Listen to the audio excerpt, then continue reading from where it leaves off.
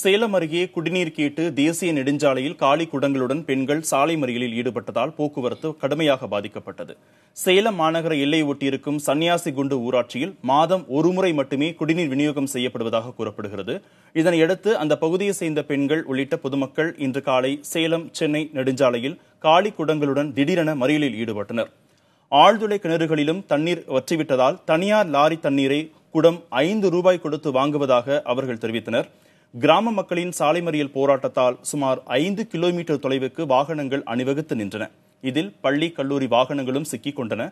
தகவல் அறிந்து வந்த அதிகாரிகள் முறையாக குடிநீர் வழங்க நடவடிக்கை எடுப்பதாக உறுதியளித்தனர். இதனையடுத்து சாலை மறியல் போராட்டம் கைவிடப்பட்டது.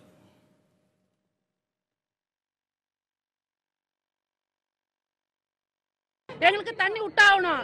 எங்களுக்கு பிள்ளைங்க ஸ்கூலுக்கு போறது கூட வெயில் காலத்துல தண்ணி புழங்குறதுக்கு இல்ல. 800 ரூபாய் கொடுத்து விலை வாங்குறது கூட தண்ணி கொடுக்க மாட்டேங்கிறாங்க. அதுக்கு எங்களுக்கு தண்ணி வேணும். எங்களுக்கு காசு கொடுத்தாலும் தண்ணி வேணும். பஞ்சாயத்து தண்ணி வர மாட்டேங்குது. வரணும். எப்படி நாங்க பழைக்கிறது? குழந்தை புட்டி வச்சு நாங்க எப்படி பழைக்கிறது? எங்களுக்கு தண்ணி வேணும். காசு கொடுத்தா கூட தண்ணி விட மாட்டேங்கிறாங்க. எங்களுக்கு தண்ணி வேணும். எங்களுக்கு